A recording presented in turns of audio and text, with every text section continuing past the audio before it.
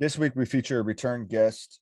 If you enjoy our guest work or like the interview, please check out episode 52, Intuitive Dreams and Tarot Readings. Author of House of Sleep, he's a tarot practitioner and co-host of the Art of Darkness podcast. I'd like to welcome Brad Kelly to the show. How you doing, Brad? I'm doing really good, Dylan. How are you?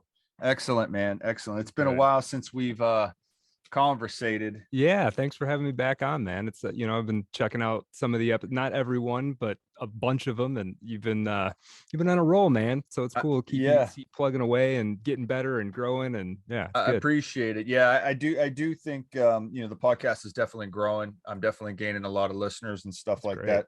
So that's good. And I know I've done some I went back and previously listened to our episode, and man, I feel like I was so terrible. I was so terrible. I hate listening to old episodes. So. Yeah, it's the same. Our my show, Art of Darkness. We do a ton of prep.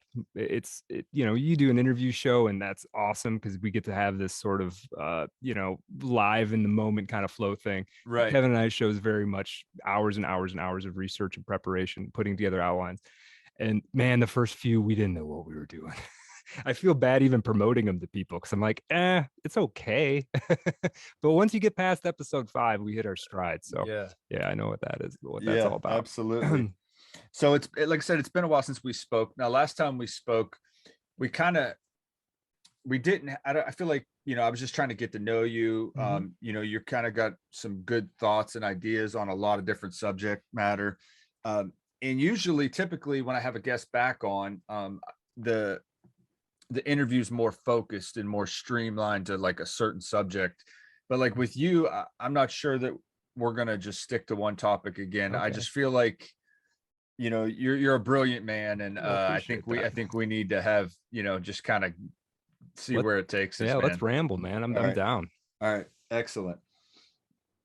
So with that being said, what have you been up to? What are you working on? What kind of, what's been going on, man? Yeah. So I think when I was last on, House of Sleep had been out for a little while. That's been out for, coming on 9 months or something like that now. So I'm trying to promote that, and many more people have read it now since I was on last time. So that's pretty cool, getting feedback from people. House of Sleep. I'm still proud of it, which most, if for any writers out there, you usually kind of get sick of something after a while, but every once in a while I have to pick out a page or read something for somebody, and I still like it. So House of Sleep's out there.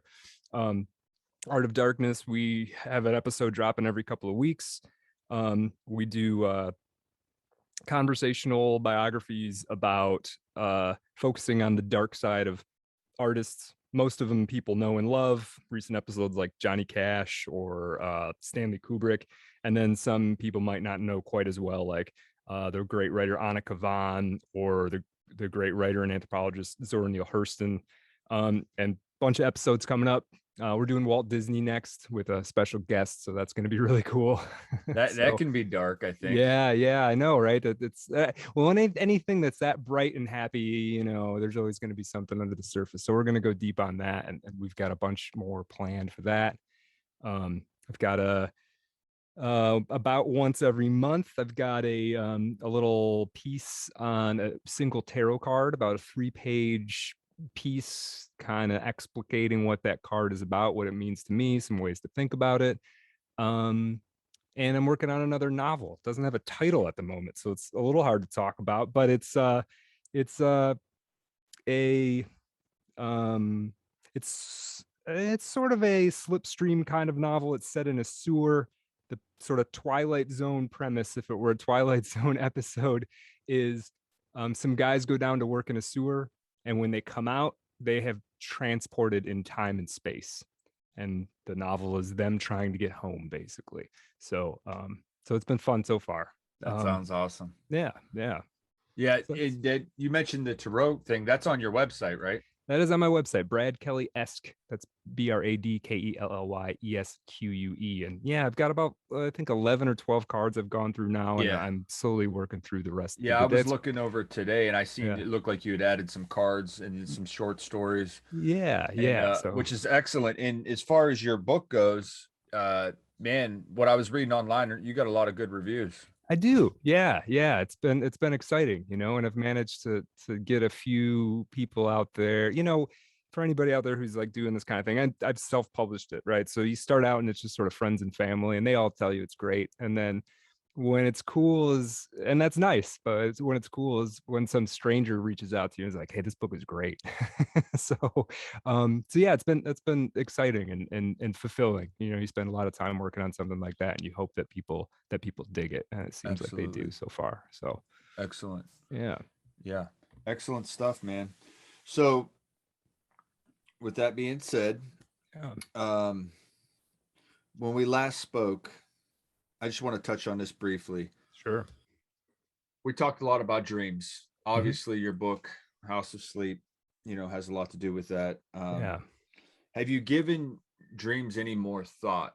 Because since we last spoke, because like you had mentioned that you thought perhaps it could be another place or Hmm. time, Hmm. and it's strange because you know, I think in a lot of people in dreams will connect with loved ones or people that have passed on, and Yeah. it always makes me just kind of wonder, you know, what do you think's going on? Yeah, you know, I don't know how much my perspective on the possibilities of it have changed. You know, I've had I've had more dreams since then, you know, and made connections from them and things like that. I think the one thing that is, I mean, even if you don't have, and your listeners probably are willing to open their mind up to what it, you know, what dreams could be, but if you haven't really done it before, I mean, the thing to consider is it's like, even from a scientific basis, it's uh, we spend a third of our life, or approximately that, in this space where your brain is presenting to you like a cinematic experience. And to me, right off the face of it, to dismiss that as just noise seems short-sighted. I mean, the human body is sort of evolved to solve all these problems presented to it. And why would it do this and it not mean anything at all, right? So to me, that means clearly there's something going on to it, right? And some of the simpler explanations are that, well, it's some part of prelingual part of your brain that's trying to tell you something and it doesn't know any other way to do it. And then another part of it is, yeah, maybe you are able to access some uh, extracranial dimension through them. I don't know if that's true. I don't know how you would even know. That's one of those unprovable things, right? It's sort of, does that intuitively Yeah. vibrate for you? But I've known enough people who've had like at least vaguely precognitive dreams that it Yeah. seems like there's got to be something happening there, right? And I've I known some people personally, let alone like stories you can read about other people that have had them. Right. So, I think you yeah. make a good point though. You mentioned that, you know, maybe you wouldn't think that, you know, we would be this would be accidental or just something that the body just does. Like Right. there's definitely probably a purpose, right? Because I feel like, It's like, at least me personally, I feel like everything in life or everything that happens, like there's always purpose, or you can at least find purpose and meaning into something, right? yeah, well, yeah, I mean, I absolutely agree with that. I don't really, I think that's, we're, you know, what is a nihilist is kind of believes that nothing means anything. I'm sort of the opposite of that, you know, like, um, I have, this is going to sound ridiculous to people, but it works for me. So every once in a while, I see on the road when I'm driving, uh, um, a bungee, right? In a specific one, it's the black plastic flat bungee with the two little metal hooks on the side. And I see them all the time. And I just one day decided that every time I saw those, that meant it was a message and I was supposed to figure out what it was. It seems kind of silly. But as soon as I'd like decided that, I felt like I started to see them more. And now, you know, once a week or whatever, I'm seeing it on the road and it's forcing me into that space. Like, what is the universe trying to tell me with That that is one? crazy, Right? Like, where's dude. my head at right now? And why did I see, you know, and that's literally a piece of trash that's on the road. Right, right. But since I've put myself in that headspace, maybe I'm calling them in, or I'm at least, you know, I'm at least using it as a means by which to reflect on what things are going, what's going on with me. So Right. yeah, everything is, the world's sort of haunted with meaning. So you for could sure. be calling them in, man, or kind of creating them, kind of bringing them into your own reality, or I tell you what, I'm and pretty sure I'm seeing about 50% more since I started doing that's that. insane. That's insane. I have a Like my similar totem. experience Yeah. with like birds, mostly hawks. Like Okay. when I'm driving, or even like I spend a lot of time in the woods Yeah. outside of my house, and Nice. I'll see them, Yeah. and there was always a connection there. After my dad had passed, the one psychic had, I kind of like thought there was a connection. I think I Mm-hmm. may have, I don't know if I told you this, but I mentioned it on my show before, Oh, but go ahead. I thought there was maybe there was a connection with my father and the Mhm. bird. And then when I had a psychic reading, I didn't mention nothing to her about it, but Yeah. wow, that was interesting. What's She that? says she she mentioned it to me, and I thought that was strange. But Yeah. much like you, though, now it seems like, I don't know if it's just I'm paying more attention, or Right. if like it seems like I see him more often than not. And a lot Yeah. of times it's crazy, bro. A Yeah. lot of times I'll think of my father first about something, and then I'll see the bird in the Whoa. sky. Whoa. Yeah. Yeah, Yeah. Yeah. yeah, Wow. Yeah. And Dan, I feel like if you push back on those and you just pretend that there's no significance to that, you're missing out on a huge sort of opportunity to have a deeper relationship just with the world and yourself and everything, right? It's you kind of if you just say, it doesn't mean anything, it's not going to do you any good, yeah, in my yeah. opinion. I think so. I think you're right, and I think whether something like that, whether it would be my father, or whether even the bungee cord would not even really have any meaning, the Yeah. fact that I think you're giving it meaning is, it can be helpful, right? It can be, Yeah. you can Yeah, maybe, it's an opportunity to put yourself in a particular headspace. yeah, I think at the very least it's that, right? yeah, If it's not more. And I think it's probably more than that for sure. Well, the bird thing, that's like that goes, I mean, that goes way back in history too. I mean, that's always been some it's been a kind of thing, right? portent. Yeah, Yeah, absolutely. And there were, I mean, I think people would even use if I'm not mistaken, the word augury is from looking at flocks of birds and like trying to use it as divination, trying to predict what's going to happen based on the pattern that a flock of birds makes. So they've always been connected to this sort of extra dimensional kind of thinking for sure. that's crazy. And Yeah. then, so what are your thoughts then on like synchronicities and dreams? Someone, or Yeah. like precognition, like you were talking about, like, Yeah, I think certainly, I don't know if everybody's capable of it, but it's happened. I mean, it goes right back to, biblical times, to talking about precognitive dreams, and right up till now. And I feel like if you have that many reports of something, again, you can't just dismiss it. And I have never had, I don't think anything that I would call a precognitive dream. Um, but they certainly seem to happen. And sometimes they're kind of vague. It's not necessarily that the exact thing is repeated. I mean, I did have, you know what, that's not true. This is another kind of lame like my bungee, but I had a dream about this past summer that I had broken the taillight on a work truck. I'd backed into something. I don't know why this was in my dream. And then that day I put a dent in the work truck. Not the exact same thing, but like it was, it seems that's odd that I would have, I've never I've never put a ding in the work truck before, and I've never done it since. So why would it happen on the exact same day as I had that dream? uh, Seems like a pretty minor thing to be uh, psychic about. yeah, It's not the death of a loved one or something like that, but still, to me, suggested that there was something going on. that's interesting. And you talk about it's, what about like lucid dreaming, right? Like people that Yeah. can kind of, now I've had like past life regression done, and Yeah. I don't know if you're familiar or you've done, but Never done it. No, I mean, I'm it kind of vaguely Wikipedia level I familiar with it. I would feel like, I feel like it's similar to lucid dreaming. Like Yeah. you're kind of like in this dream space, but it's actually more realistic than a dream, though. It's weird. And And you remember you it do pretty well remember it. You afterward. do Wow. really remember it. But you Wow. have a lot of thoughts and emotions and feelings during it. It's very strange. It's very surreal. It Huh. feels real. Like, I don't know Yeah.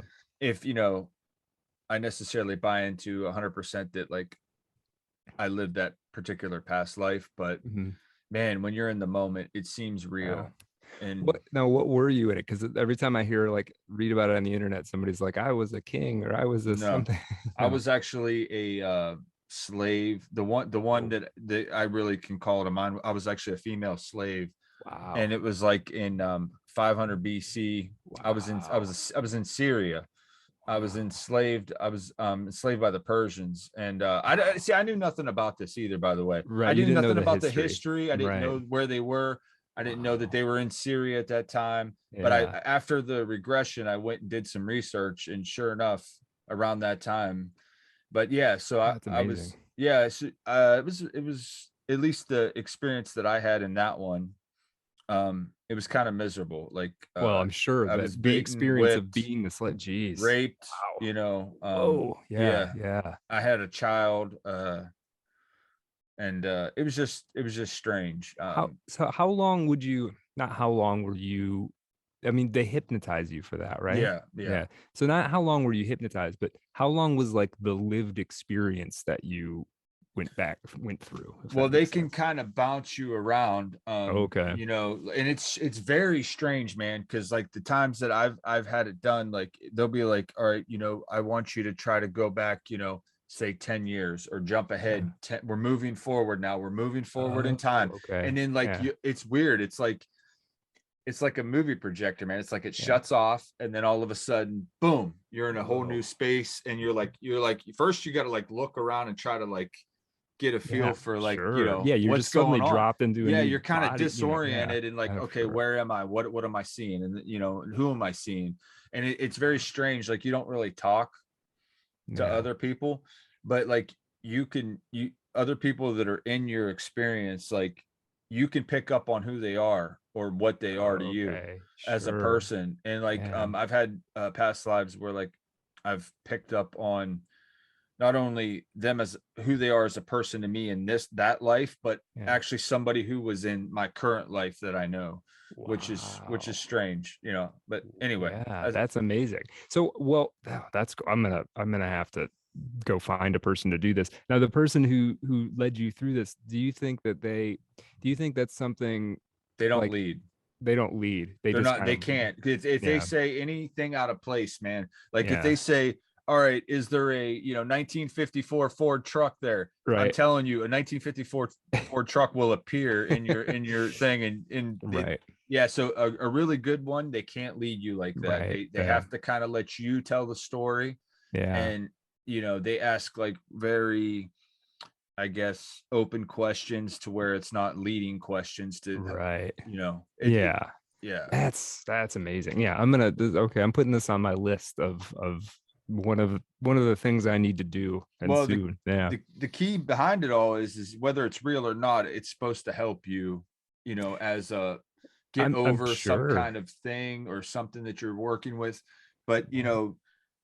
speaking of that, like what's helped me the most since we last spoke was, and I got to probably thank you for this too, because you're one of the Uh, people that kind of talked me into it. oh, You were good. talking about that your ayahuasca experience, Yeah, yeah, and man, I've had a few, not ayahuasca, uh, unfortunately. yeah, I do want to try that, but yeah. just psilocybin Oh, experiences. yes. And Yeah.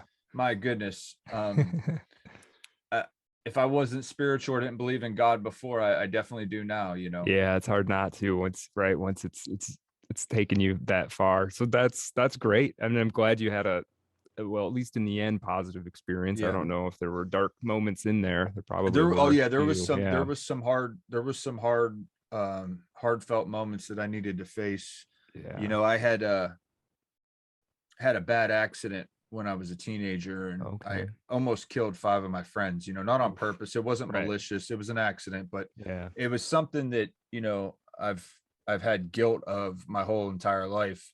and Yeah. something I've held on to, and it's probably caused a lot of struggles in my own personal. But anyway, Sure. with Yeah. that being said, I had a conversation with God or the universe, and it threw it in my face, but it told me it's okay to forgive and just to let go.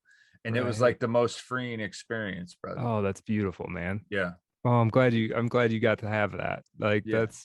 that's yeah, that's one of the things that it can do, right? It can kind of take you where you need to go and show you what you need to see. And those, for me anyway, those are hard spaces to access without something like that. You Yeah. know, What is your thoughts? Did it distort your perception of time, or did it change your thought of time? yeah, yeah. I mean, yeah, it sort of it delinearizes time for you pretty good, you know, and yeah, you have these moments of like, I feel like I can remember myself in the past, remembering what's happening right now, and very strange swirlings around of cause and effect like that.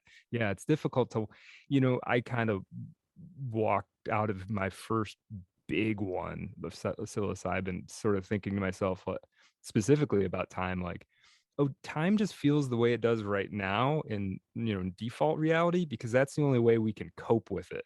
It's not because it's actually like that. Right. It's just because we have to survive, and so we have to make everything streamlined and simple, and that allows you at times to see how it's much more complicated, or it can be much more Yeah. complicated than that. Not that I have some grand theory of what time is, but yeah, It's there's definitely not how we perceive it, I don't believe. no, no, I think there's some going backwards and forwards, Yeah. and that's part of why I think maybe the precognitive dream thing can happen, right? It's if you're dipping into a space where you no longer have to live under the rubric of the time sense you need to survive, then yeah, why would it be, why not? Why would you not and maybe know something that happened in the future, especially if it's like really charged and Right. traumatic and, you know, yeah, sending ripples through things.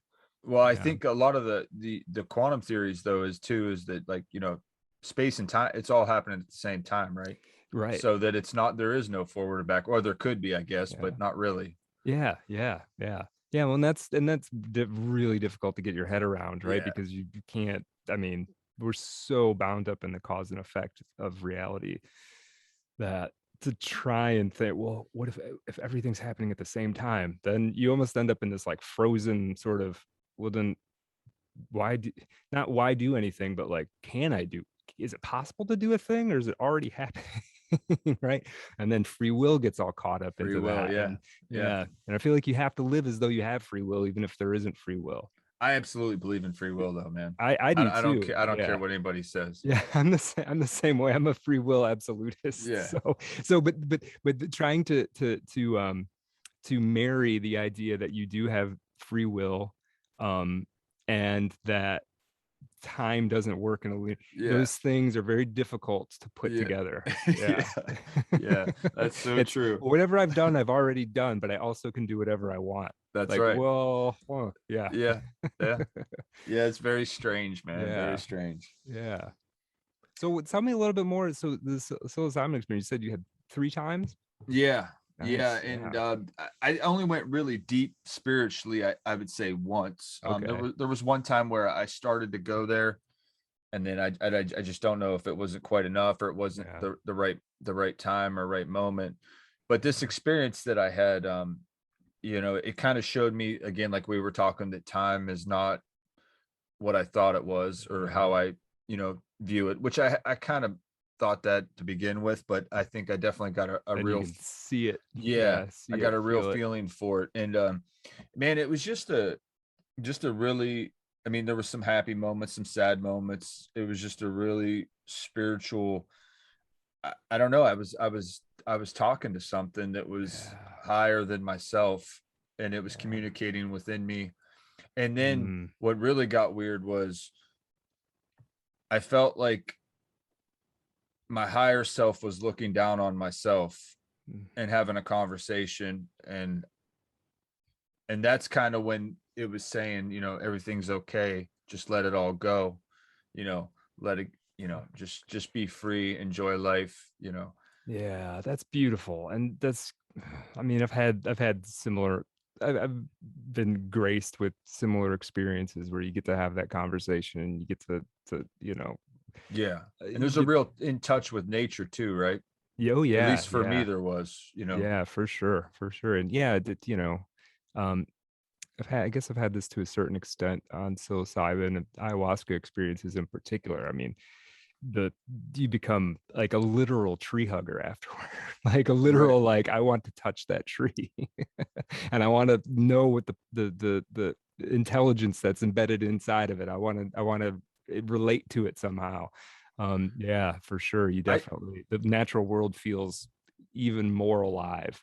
I Um, think the one thing that I got a kick out of most was afterwards, the integration, the thinking process after the day or two yeah, after, yeah, it's just trying to beautiful. just trying to put it all together and figure out what you just experienced and why you experienced what you experienced.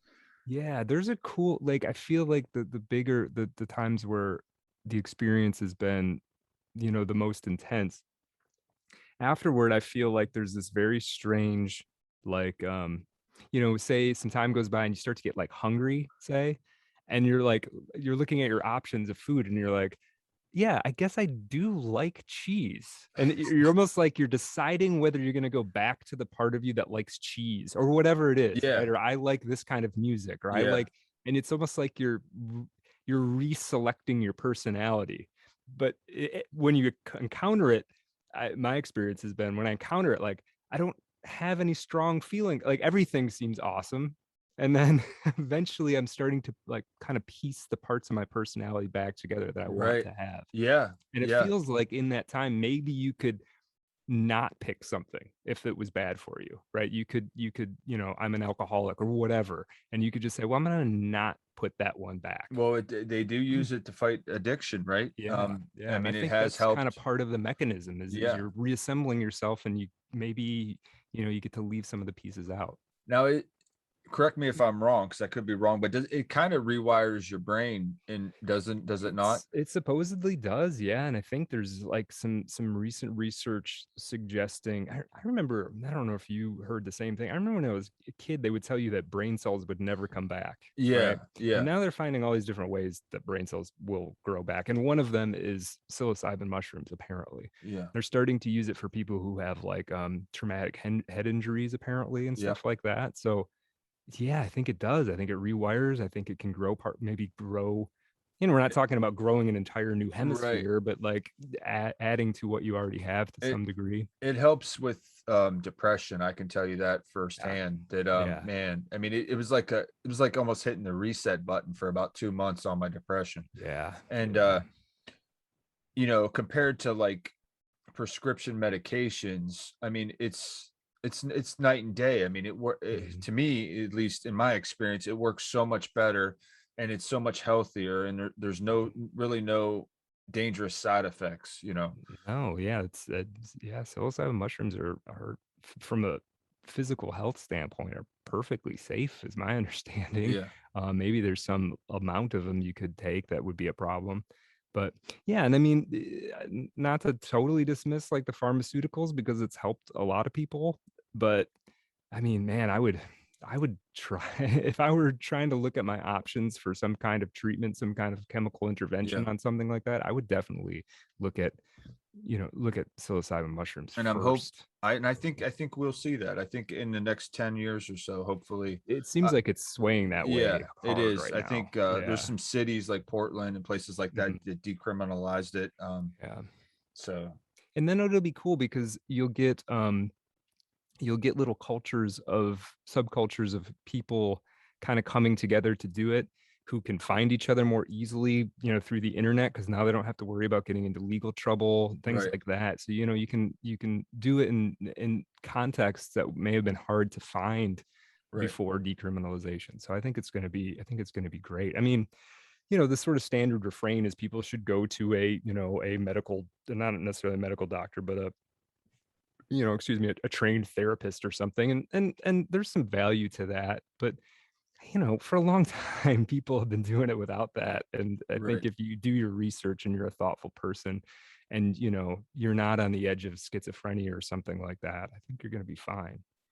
And I think the world would be a much better place if the majority of people were It feels like taking, it. yeah, yeah, It feels like, well, you know, the one thing about those is the great Terrence McKenna would always say, like, I look at people who've never had a psychedelic experience the way other people look at people who've never had sex. It's right. like you're missing a part of what it is to be a human being. Yeah, you Like really are. it's something there. It's there for you, you know. And man, to go to the grave without it is, you know, it's not the worst thing ever, but you definitely missed something. You definitely missed out because Yeah. yeah, there's some beautiful experiences and Mhm. opportunities in there, I think. Yeah, and it opens you up. I feel like it opens you up, like it makes you more sensitive to me anyway. It made me more sensitive, like aesthetically. Like I'm more sensitive to how things look and how things taste and how things smell. Not that it made me pretentious about it, but like I feel like it made me better at just appreciating a sensory experience at all. It made me, I feel like it made me appreciate music more, all kinds of things. So That makes sense to me, but I yeah, feel like if you haven't had that experience, I don't know. yeah. You can't really explain it, can you? No. Unless you've done, unless you've done it. I Yeah, mean, it's difficult to do. Yeah, it's difficult to convey. Yeah, you're conveying like little bits and pieces of it. Yeah. And yeah, we tend to not talk about the moments you talked about, having some dark moments. You tend not to talk about those quite as much, but yeah. that's definitely in there too. But I think it's important. it is. Well, That's you the think about, you thing. go to therapy. If you go to therapy for 10 years, how many times do you cry, you know? Yeah. Yeah, it's the same I thing. think the dark moments are just as important. And that's what's so crazy about it. It's like it's almost as if there's an intelligence behind Mhm. the drug It can or the feel like it's plant. running like a program on, like it has a Yeah, plan that it's because it taking you knows through. exactly what you need at Yeah. that moment. And here, you're gonna get it, whether Hmm. it's good, bad, ugly, you're getting it. You need Yeah. this Yeah. and deal with Yeah. it. Yeah. It's like a very thoughtful parent. Every once in a while, there's some tough love, you know, Hmm. or there's Hmm. some not even tough love, but it's like, hey, you know, that thing you did that was really bad is we're gonna have to talk about it right now. Yeah, You yeah. know, Right now. we never talked about it. That's right. Now's the time we gotta talk about it. Yep. Yeah. Yeah. Well, I'm really glad you went in that direction. You had those experiences, and that's Yeah, cool. And me too. I I think hope you get to have some more if that's what you want. it's definitely the plan, and Yeah. it was an eye opener, and definitely one of, in my personal opinion, one of the most important times that I, in my life I've ever, Wow. Wow. because I mean, I think I got that much out of it that, That's awesome. so yeah, man. Yeah, Yeah. that's awesome. So that's good stuff. Yeah. So how are the tarot readings going? You still doing tarot reading? I haven't with with COVID and stuff, I haven't done a ton for other people. I've done a few. Okay. And I've gotten on a couple other podcasts talking about tarot, which has been fun. But I'm really just diving into it now that I'm taking fairly serious writing these pieces on individual cards. It's been really cool for me to sit with a single card for, you know, a fair amount of time. It's not my I spend most of my writing time on the novel, but I'm spending hours and hours thinking about this one card. What is the best analogy from normal life? What is the most interesting thing about being a human that I can kind of package into this? And so it's allowed me to go much deeper into the symbology, and I feel like I'm getting more informed about it all the time, and that's been pretty exciting for me, actually. Speaking of COVID, Yeah. um, what is your thoughts? I had mentioned on the last time we spoke that I feel like, you're like a science fiction historian. You know a Yeah. lot about science Yeah, I fiction. know that. Yeah. And I can't help but notice, and other people that I've kind of followed on Twitter or talked to have also mentioned it. So it's not like my idea, but it's something that I've thought on Mhm. based on George Orwell's 1984, and kind of what's happened there, and like the current times that we're living in, and some of the things that are going on now. Yeah. And we talked a lot about forecasting in Mhm. science fiction in the last episode. Yeah. And it almost seems as though there may have been a little bit of that going on, or, what are your thoughts on the current times and how it compares to 1984? Yeah. All right. Well, yeah, the COVID thing is interesting, man, because I sit in like a weird, I feel like you're always, everything is trying to, media and all of that. It's kind of trying to push you into like one or camp or the other. And I so often don't find myself in either one of them. So like, um, there's on the one hand, there's people who think like COVID isn't even a real thing. It's completely made up. I don't really buy that. I think it is something. And Right. now you can talk about whether it came from a lab, or you can talk about it. Is it as bad as people say it is? You can talk about all of that. I think all Right. that's Right. open for discussion. The one thing that really concerns me is like you see the Australia lockdowns is insane to me. And Insane, bro. and here's the other thing, and this wouldn't be a justification if it was the opposite, but their case numbers are skyrocketing. So you not only are you doing all this stuff, it's not even helping. So like you can't at the end say, well, at least thank God we did all these terrible things and threw away all of our freedoms because we managed to beat this virus. Like it's not even working. So you're and you're not going to get that stuff back. They don't give it back when they take That's right. these That's things. right. And that's the thing that I think people are so willing to forget. And that's what I'm getting at. The whole Yeah. propaganda machine, the Right. whole big brother, that kind of thing. Yeah. And the messaging is insane, right? It's like, if people who are unvaccinated are killing everybody. Well, it's like, well, but people who are vaccinated are getting COVID. So what do you mean? Like it seems like the vaccines kind of wear off over time is my most generous take on it, which okay, if that's the case, then we got to figure out another plan. But like okay, so the vaccine wears off, and then it's if anybody gets it, it's the fault of somebody who didn't get the vaccine. It doesn't, none of that really makes sense. It feels like it's a purposeful plan to split the country into two parts, and sort of pit them against each other rather than realizing that most of Congress has stock in Pfizer. Yeah, yeah, and the things you've just mentioned, that's my problem with the whole thing is Yeah, not that I don't believe in the virus. It is what it is. Not that I yeah, don't believe in people taking vaccinations. If you feel like yeah, that's what you need to do to yeah. be I'm in the same safe, boat. Yeah, don't force it on people that don't want them. right, And like you said, a lot of the things that are going on don't make a lot of sense. So there's obviously other agendas and motives right. other than my safety. Right. And you kind of I mean, you have then you get into the realm of speculation, like what exactly are those motives? I mean, just to be crass, most of the time the motive is money for somebody, right? So there's a great, I don't remember who I stole this from, but somebody said that uh the um the stated ideals of an age are the cover story for a small group of people to make a lot of money. And so in this case, the stated ideals that everybody has to be vaccinated to end this virus.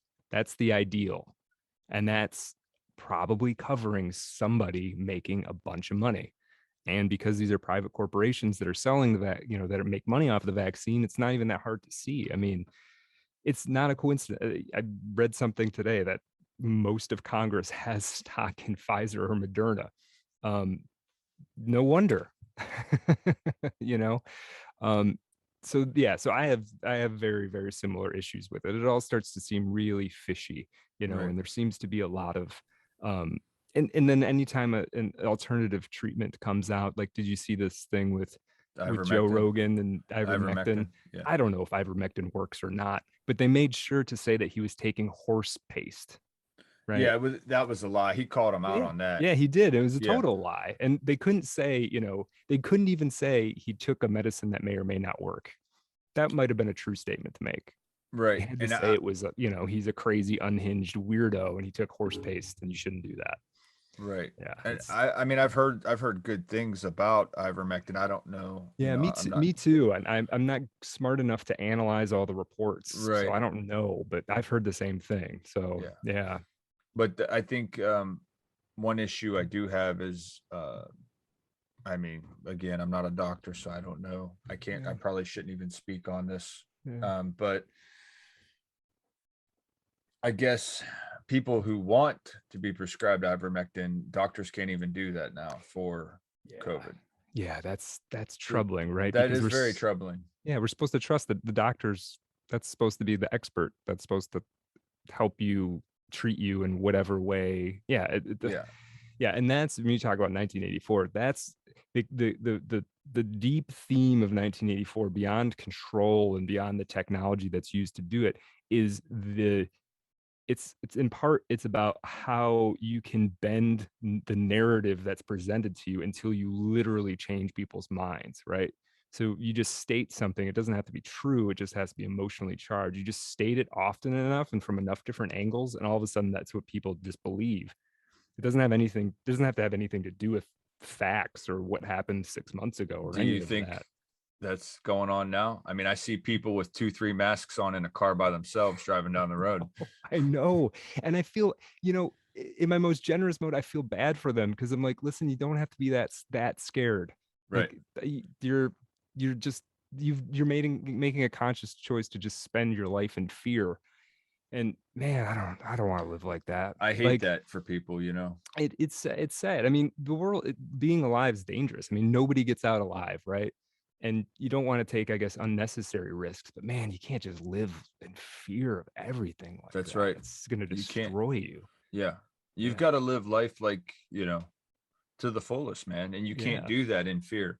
No, no. It's And not healthy either. It's not really not. healthy. It's really not. And the thing that I think about too, and like, this is a subtle distinction, is like doing choosing not to do something because you're afraid is a pretty bad reason. Now, if something's dangerous and you decide not to do it, that makes sense.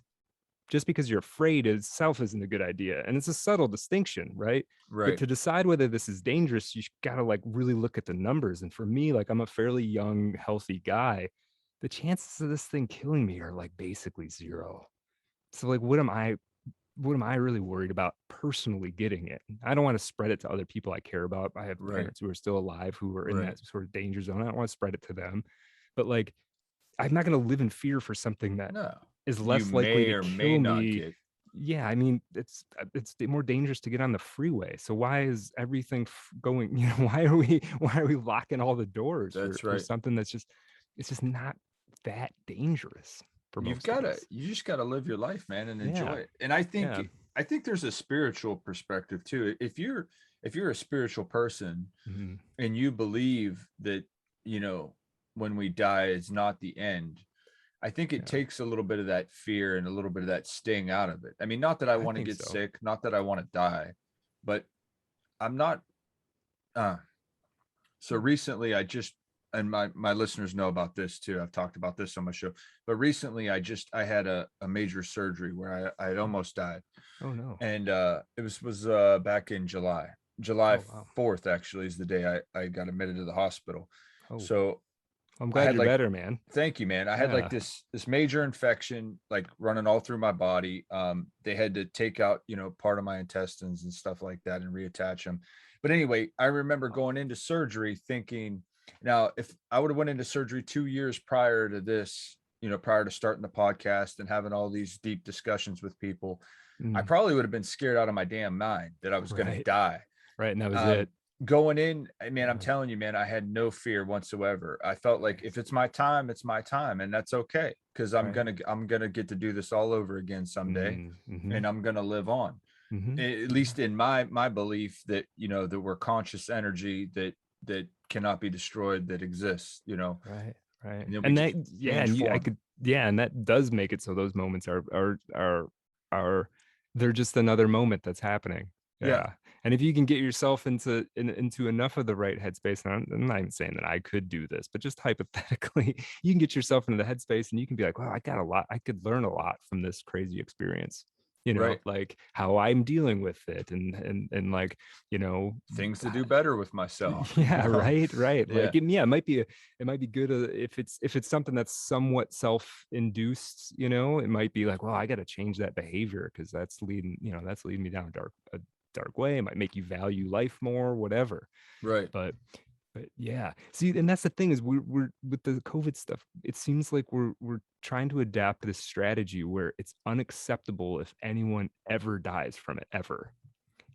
And I'm not saying it's fine if somebody dies, but like It's unrealistic. you can't make life risk free. You can't do it. And if you could, this place you would make would be not worth living in. Yes, that's well said.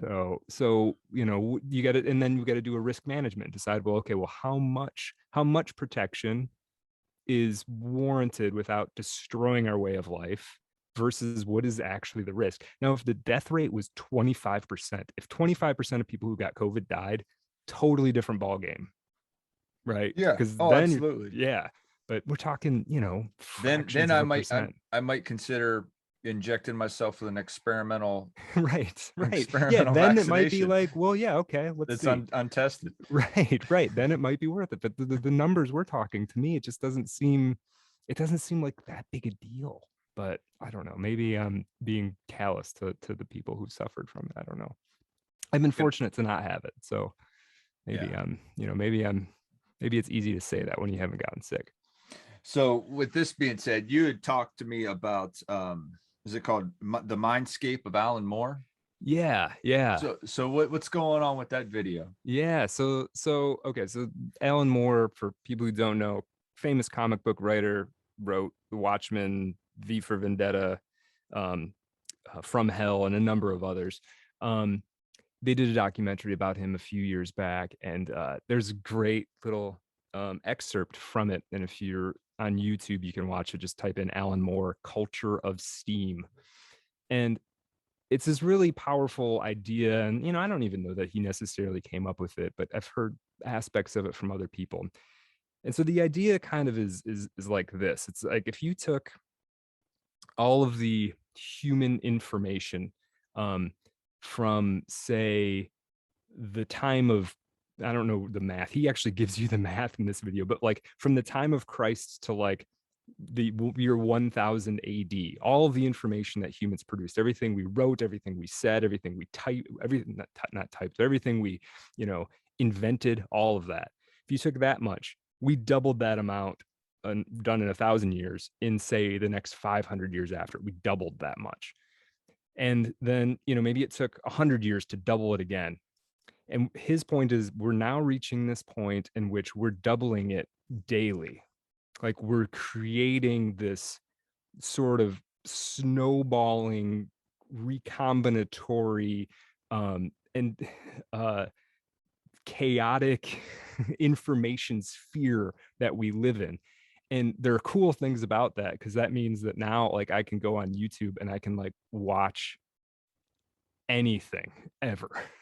Right? Anything you want is right there. The challenges with this is, um, it we're losing anything resembling what you might call a monoculture.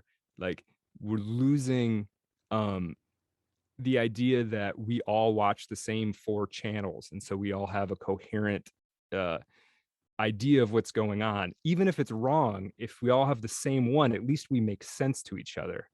I think his point is like, as this thing keeps rolling, now not only do we not have a monoculture, but we're all starting to have a culture of one, and the algorithms that are tailoring our search results and our timelines on the internet are all feeding this.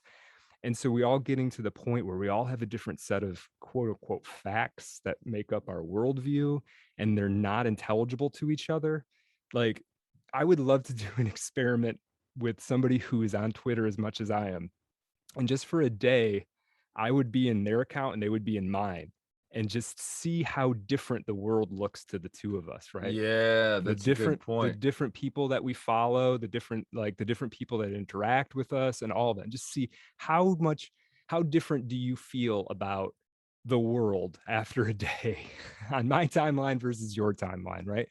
um and and there's cool things about that, because now anybody can find anybody, and there's no way I would have ever met you without the internet. Why would Right. that have ever happened, right? Right. And I can say the same thing for a bunch of people I've met through the internet, and people I've been exposed to and maybe not met. Um, but it's troubling for the reason it makes things extremely unstable. Because I think one thing about other people is you live in a community, and those people help you prevent you from becoming crazy. Like, they keep you somewhat in line, and maybe sometimes it's too much in line, but if you're going off the rails, a friend or a loved one will kind of check you a little bit and get you back, sort of back to yourself. So as all these boundaries kind of fall apart, you start to lose that a little bit, because everybody's mutually unintelligible to each other.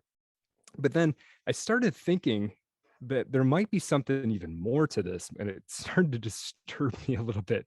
So, okay, so you remember in school, your teacher would bring out the overhead projector, and they put that thing down and they would write on it, Yeah, with the colored marker. absolutely. They do like a math Absolutely. problem or Yeah. something, right?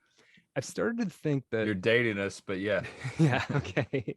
So I'm starting to think, yeah, so kids, this was like before you had like a smart board or something. Your teacher would bring out a translucent like piece of sheet basically, and they would shine it on the wall, and they would write on the sheet, and they would shine on the wall. Um and so I started to think like, and they were called transparencies, right? So I started thinking about like, okay, other people keep you from going insane. We used to have like a monoculture, and we kind of don't anymore. And I started thinking that I think our conceptions, our individual conceptions of reality, are like a transparency. Imagine a transparency with a shape on it, right? Like a trapezoid. Okay. Okay. All right. And that's my sheet. And normally when we all shared the same information in our families and in our neighborhoods, particularly, I would have a sheet with a trapezoid on it, and my best friend would have a sheet with a trapezoid on it, and my wife would have a sheet with a trapezoid on it. And my version of reality is all the people I know, I put all their transparencies together. And what do I see? It used to be I saw the trapezoid. Now everybody's got their own shape because they got their own internet silos that they live in, and they've got their own TV shows that they watch. Meanwhile, again, that's cool, but here's the problem with it. So, so I go talk to my parents, and they've never heard of any of the stuff that I've experienced, right? Because Right. I'm on the internet and they watch TV, and you go to work and it's the same thing. It's people that are even your same age group, but they're into different stuff. So nothing they say makes any sense to you. Right. And then politics gets weird too, right? Yeah. You're a Trump Politics guy, this is guy's a real weird. Biden guy, Yeah. right? And now all of a sudden, what you used to do was you put everybody's transparencies together, and you're like, this is reality. It's a trapezoid. Now you put them all together, and it's just a chaotic mess of colors and lines, and it doesn't make any sense. And I think that happening with this sort of co-created reality we make from all the experiences we have, everybody's getting so individualized. I think it starts to feel like reality itself is falling apart. And it feels like that to me when I watch like the normal news. I'm like, none of this makes any sense. This is all like every day is the craziest thing I've ever seen has just happened. Yeah. Yeah. Yeah. It's And you true. start to wonder, like, is this a dream? Yeah. Like, does Yeah. this I always say I live in a cartoon. yeah, That's what I always right. tell my wife. I said, we live in a cartoon now. I don't Yeah, know and what happened. it starts to fall apart. And I don't even want to get too political, but like, No, but yeah, that oh, go ahead. no, that just Yeah, makes a lot of sense to me what you're yeah, telling me. Cause I often, I mean, I'm not lying, man. yeah. I would sit and think like, did I like do a time slip or Right, go like, right, did something happen right, somewhere and I woke right, up and I'm in a different like version of similar to my old right, reality, but it's right. different? Yeah. Maybe it is a lot to do with the internet and what I you're talking about. I think it is. I think it's we all end up with these individualized views, and then when they butt up against other people's, they just don't fit anymore. It doesn't feel like there's anywhere to really stand necessarily. And like the big tipping off point to me, and I don't want to get too political about it, but this was just the news event that really started me thinking about this, was when when Trump was elected. Whatever you feel about Trump as a politician, it was a strange moment, right? That this guy that we had all known for decades was the sort of a TV, he was like a character we all kind of knew, was Yeah, suddenly the president. It was odd. it was odd. Whatever your opinion of him is, or if Right. you think it was good or bad, it was a little unusual. And I remember a lot of people saying, like, waking up the next day and being like, did that really happen? Like, and people were like, not, some people were upset and some people were excited, but a lot of people were like, that doesn't feel like that really happened. Right. Because it was so unusual. And I think that was the first time it got to me thinking, like, man, what is going on with reality? Because it seems like things are just getting weirder and weirder and weirder and weirder. And I think there is this aspect of as we lose a shared reality, and like Alan Moore is talking about, as this doubling, this information doubling speeds up and speeds up, you start losing the ability to actually make sense of any of it. And it's disconcerting. It gets to feel like there's not really any place to stand, really. It's hard to know, and we're in this sort of, it's in the COVID thing reveals this to me a lot. It's like, man, it's hard to even know what a fact is anymore. Doesn't it feel like it's hard outside of It like you and your family and stuff? It feels like it's really difficult to it get a really is. fact and hold on to it and know that That that's a that's what fact. that is. Yeah, Yeah. I do have a hard time believing anything I hear Yeah. anywhere Yeah. anymore, and Right. it never And used to be that way. most of the time when I do find something I believe, I'll check with myself and be like, yeah, that might be true, but I think I believe it because it confirms my bias. I think I believe that particular fact because I want to. It still might be true. And I'd like to think it is because I want to think that I'm right. But like it becomes facts to me have become very, very slippery. And I don't know what to When did do we about that. lose that? Because I feel like, growing up, Yeah. going to school, like a fact was a fact. The truth is this, Yeah. and Yeah. now you don't know. Don't know. You watch Right. CNN or Fox. I mean, They present you. you definitely getting the truth there. I'm telling you, bro. Yeah. They present you whichever one is right, and it's probably neither. They're presenting you two entirely different worlds. Yeah, they really are. It's fascinating. And one will be like telling you that what just happened is the most important thing that's happened, is the most important thing in the world right now. And the other station doesn't mention it. And it's like, how? So, so which is it? Is it a non-event, or is it the most important thing that ever happened? Or is it somewhere in between? Or is it completely fabricated?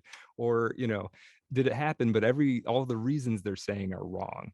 It's so Uh, yeah. So this, I don't know what to do about that. And so this is what yeah. Alan Moore's talking about. And you ask where we're like losing it. The internet joke that I tell people, and it's a joke. I don't like literally believe this, but whenever someone points out like, oh, things are so strange, I will just post a picture of the Mayan calendar and say the world ended in 2012.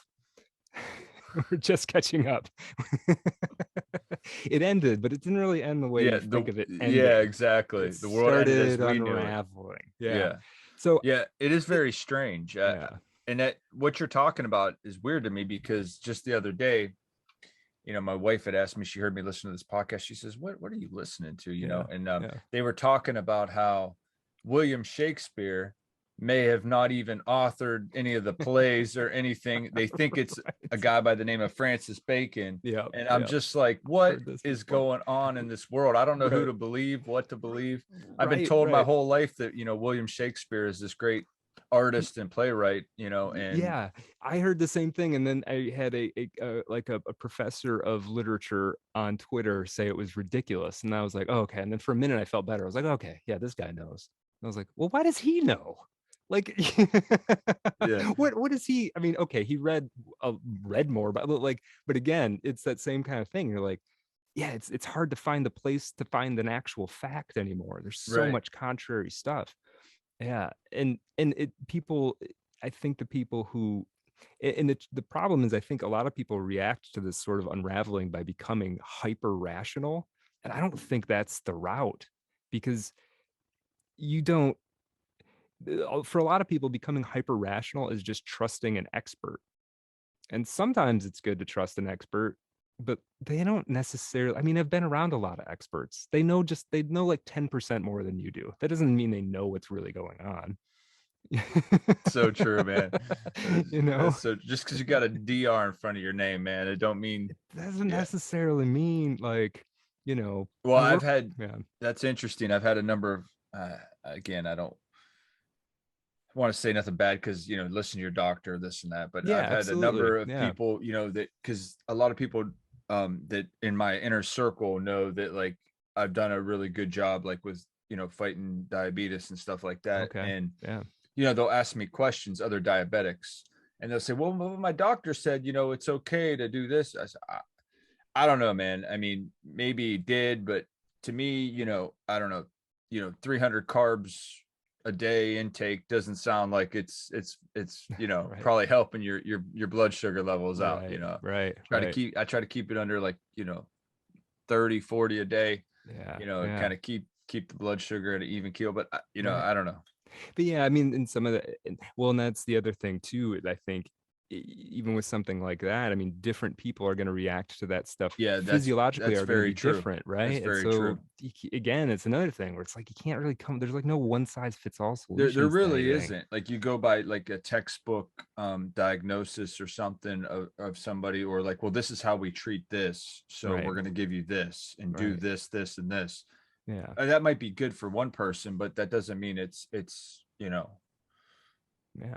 I don't know. I think a lot of it is I really do believe this. I think as people, we need to start relying more on what our body's telling us when it comes to our health. You Yeah. know, Yeah. and listen, because that could be like your own best doctor, right? If Right. you really pay attention to signs and clues, your body will let you know if Hmm. something ain't working for you. That seems right to me. And I think one thing that has gotten lost is like, and I don't even remember this because this predates me, but like you'll hear like stories about like in Cuba or something like that. I've heard that their medical system over there is very different, and you know you'll have the same doctor all the time, and they do some of the old school stuff, like you know they yeah, you know, they're doing the looking in your ear stuff. They're getting very close to you to kind of treat you as an individual. And I think there's something um we've gotten very spreadsheety in our thinking. Like we've gotten very like, okay, well, this goes into that column and this goes into that column and this goes into that column. And then the algorithm tells me that if you've got those three columns, then the outcome is this. And you know, people aren't data, you know, we're all weird and different. And I think we try to make things too, and the thing that's the way we're doing that in medical is like, okay, well, there's a whole bunch of different things, bullet points under this disease or ailment, and if you have three of them, then you have that disease or ailment, and if you have that, then we give you this. Problem solved. It's like, man, it's really not it's really not that cut and dry for the most part, you know. So much stuff is on a spectrum, Yeah, you know. Yeah, it's so really not. yeah, and we've done that for, you know, for whatever reason, but it seems like we've kind of let that thinking permeate everything. We try to optimize, and it ends up being anything that doesn't fit then has to get trimmed to fit, and then you're cutting a lot off, you know. I have a hard time with Western medicine in general, just because I feel like a lot of the medications, although may be helpful, it 90% of the time it almost seems as though they're only treating symptoms and not the root of the disease, you know. That definitely seems to be the case. And you know, I've been fortunate with really good health, and I'm grateful for it all the time. But you know, there does seem to be like there does seem to be an over medication, and because of the way things are set up, you don't get to your doctor doesn't really spend time with you to actually get to know what's actually going on with you all that well. um you know, even like the mental health stuff, I kind of wonder, you know, people go and get prescribed antidepressants and things like that, and again, some people need those, you know, they're on the verge of suicide, that you know Right. you got to make a major shift quick. Right. But like for the long term, it's like, do they bring you in and say, hey, how's your diet? Do you get any exercise? Right. How's stress at work? How's your love life? You Right. know, like, How's your spirituality? yeah, That's yeah. important. You know, And I don't I care what think anybody so, says, you know. especially for mental, especially Yeah. for everything, but in particular for mental health. Yeah. Yeah. And I feel like there's not really a great space for that in you know, in the medical world. Interesting. Yeah. Well, we're getting short on time here, Okay. man, but Yeah. I love the conversation. Yeah, me too, man. This has been I've great. yeah, I've got a couple more questions for you Yeah, though. hit me. I want to get your take on, let's see. What are your goals, man? And you know, what do you believe is one of your sole purposes or aspirations in life? Man, that's a cool question. Nobody asks each other that anymore, right? Feel like we should. Um, I mean, the most important, you know, I'm trying to be a good person, trying to be a good husband and a good dad, and feel good about myself at the end of the day. And then after those things, you know, the most important thing to me is I'm trying to write I'm trying to write at least one great novel. I think I almost got there. House of Sleep's pretty darn good. But I think I got something even better in me. So that's really important to me. It's part of, you know, what I feel like I'm sort of meant to do is write and make the most out of that. And and you know, I remember one time we were talking about, you know, psychedelic experiences, and I asked in the ayahuasca experience, I asked what, you know, I was having this kind of conversation you're talking about with God or the universe or whatever. And I asked it, well, what do you want? What do you want from me? Like in a grand sense, what do you want from me? And it said, I just want you to be you, but even better. It was just sort of telling me like just be more of you and keep doing that. And so that means to me I got to kind of follow the things that interest me, and that one is writing. So, you know, you're going to see a novel from me every 3-4 years until I leave this planet pretty much. And yeah, so that's the big thing, and I'm having a lot of fun with this podcast we're doing lately too. um you know, we're getting to dig in, me and my co-host Kevin, we're getting to spend a lot of time with these artists, and sort of learn their biographies, and I feel like I'm learning a lot about the sort of history of art in general through it, and I think we're providing something for people to enjoy. So that's been really cool too. So yeah, what am I trying to do, man? I'm trying to be the best Brad Kelly I can possibly be. That's awesome, man. That's a good answer. And Yeah. I think the novel every 3 to 4 years is a wonderful thing, man, because Yeah, you got a lot of talent, and I appreciate I that, hate to man. see that, not be shared with the rest of the world. Yeah, So, I'm trying. what do you believe the purpose of life is in general for us as Ooh, humans, and maybe even not just humans, but plants and everything? yeah, yeah, What is our purpose? yeah. No, that's really cool. So I think we're in some way we are, particularly humans, but maybe this is true for animals and other things too. I think we are the universe figured out a way to look at itself, and that was human beings.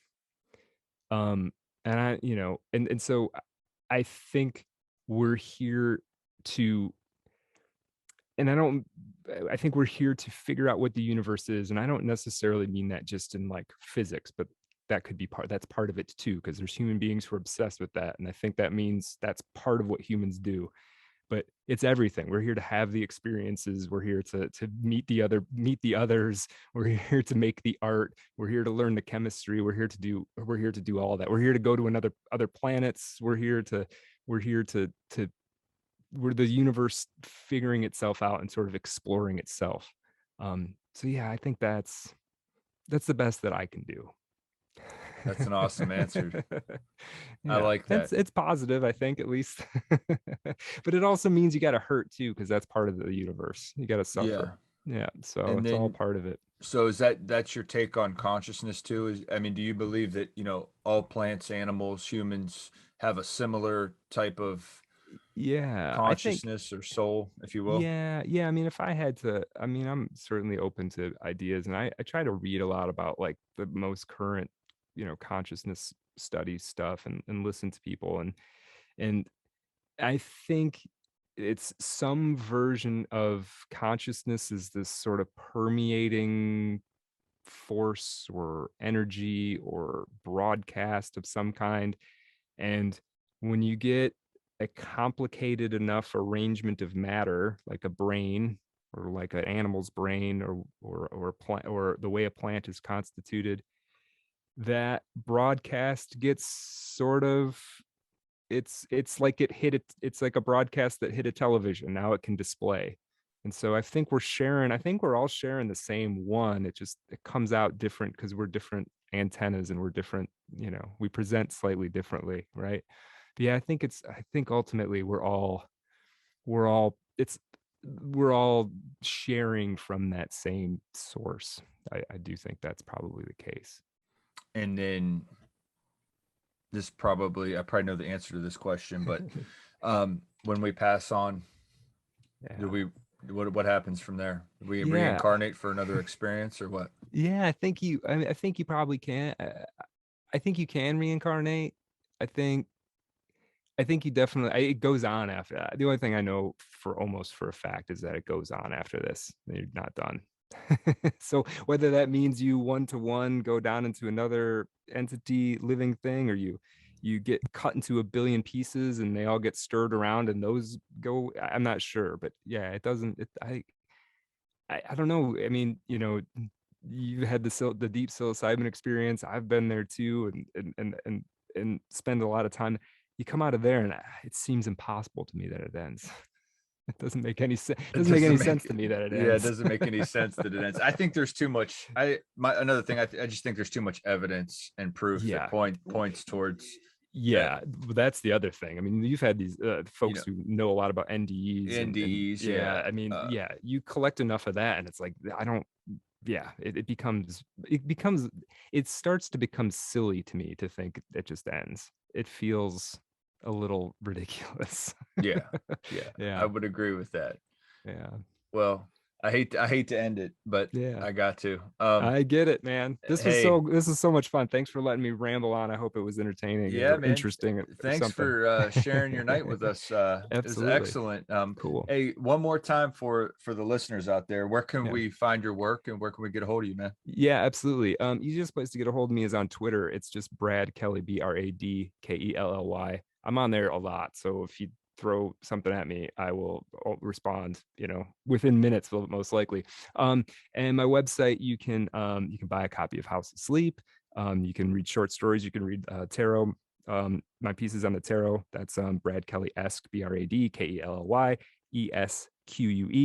And then the other thing, if you want to hear in-depth, researched, fun biographies on artists like Franz Kafka, Junior Kimbrough, this great blues musician, Virginia Woolf, great playwright Sarah Kane, Johnny Cash. If you want to check those out, that's artofdarkpod.com. So check his work out, folks. Check his work out. He's brilliant. Thanks, man. Thanks so much for the opportunity. Appreciate it.